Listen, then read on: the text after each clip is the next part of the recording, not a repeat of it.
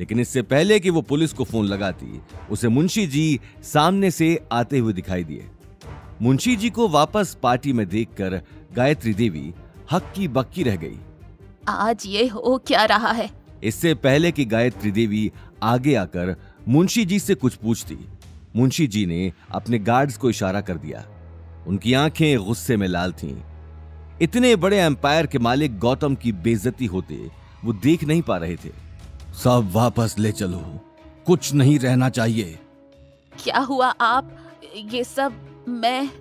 Please, मुझे अभी किसी से बात नहीं करनी। मुंशी जी की बात सुनते ही सभी गार्ड्स ने हॉल में रखे हुए गिफ्ट्स को वापस गाड़ियों में भरना शुरू कर दिया। रघुवीर और सिद्धार्थ एक दूसरे को देखने लगे। किसी की कुछ समझ नहीं आ रहा था। उसी वक्त सिद्धार्थ मुंशी जी को समझाने के लिए आगे आ गया। सर क्या हुआ? आप किसी बात पर नाराज तो नहीं हो गए? अगर कुछ बात हुई है तो हम बैठकर सुलझा लेते हैं। मेरे डैड राठौड़ फैमिली को अच्छे से जानते हैं। कौन है तुम्हारे डैड?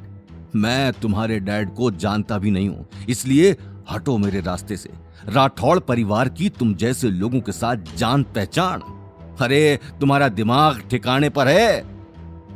मुंशी जी का तमतमाया हुआ चेहरा देखकर सभी डर के मारे एक दूसरे को देखने लगे, लेकिन गौतम शांत खड़ा होकर तमाशा देख रहा था। वहीं अवनी और उसके परिवार के लिए ये सारी बातें हैरान कर देने वाली थी, लेकिन गायत्री देवी अपने परिवार की खुलेआम बेइज्जती होते नहीं देख पा रही थी। रघुवीर जी, आखिर ये सब हो क्या रहा है? आप कुछ बोलते क्यों नहीं? रघुवीर ने मौके की नजाकत को देखते ही अपना सिर झुका लिया। वो ये बात अच्छे से जानता था कि उसके मुंह से एक भी शब्द निकलते ही उसका झूठ पकड़ा जाएगा। नील अब तक गायत्री देवी को देख रहा था।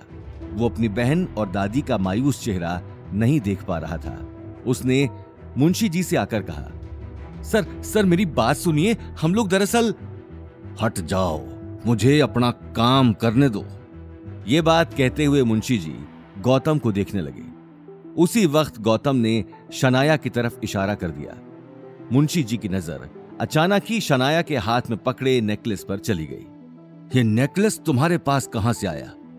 मैं यही बात आपको समझाने की कोशिश कर रहा हूं। ये नेकलेस इस गौतम ने चुराया था और हम इसलिए पुलिस...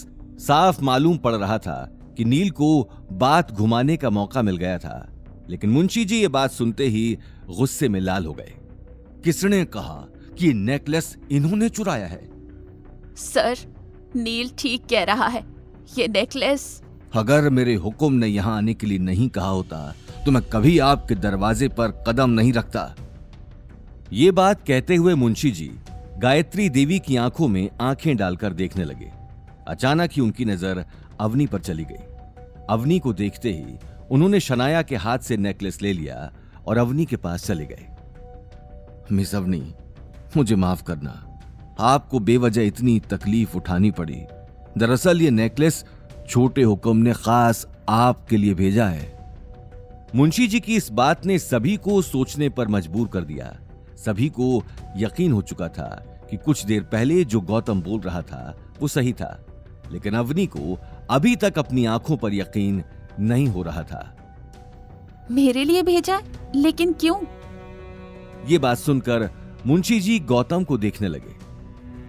क्योंकि हमारे छोटे हुक्म आपको पसंद करते हैं और इसलिए उन्होंने आपके लिए एक छोटा सा नजराना भेजा है, और ये सारे गिफ्ट भी उन्होंने ही यहां भेजे हैं। गायत्री देवी ये बात सुनते ही हैरान रह गई। साथ ही गीता और अनिल को भी यकीन नहीं हो रहा था, लेकिन सबसे ज्यादा हैरानी अवनी को थी, क्योंकि जिस आदमी ने उसके लिए गिफ्ट भेजा था, अवनी ने आज तक उस आदमी को देखा भी नहीं था।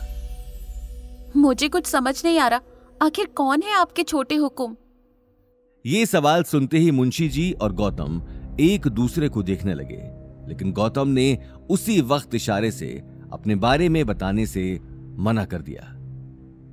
वक्त आने पर आपको सब पता चल जाएगा। अभी मैं आपको कुछ नहीं बता सकता। अभी मुझे चलना चाहिए। ये बात कहते ही मुंशी जी तुरंत वहां से निकल गए। अवनी एक पल के लिए खामोश खड़ी थी। आज उसके सामने एक ऐसा सच था जिसे वो आसानी से एक्सेप्ट नहीं कर पा रही थी। लेकिन अगले 1 साल बाद इसी सच्चाई से उसका सामना होने वाला था। अवनी को इस बात का ख्याल आते ही मुंशी जी को रोकने के लिए वो गेट से बाहर जाने लगी। लेकिन बिना आपके हुक्म के बारे में जाने मैं ये नेकलेस नहीं ले सकती। आगे की कहानी जानने के लिए देखिए अगला एपिसोड सिर्फ पॉकेट एफएम के यूट्यूब चैनल पर और रॉयल वारिस के सारे एपिसोड्स को सुनने के लिए डिस्क्रिप्शन में दी लिंक से डाउनलोड करें पॉकेट एफएम ऐप।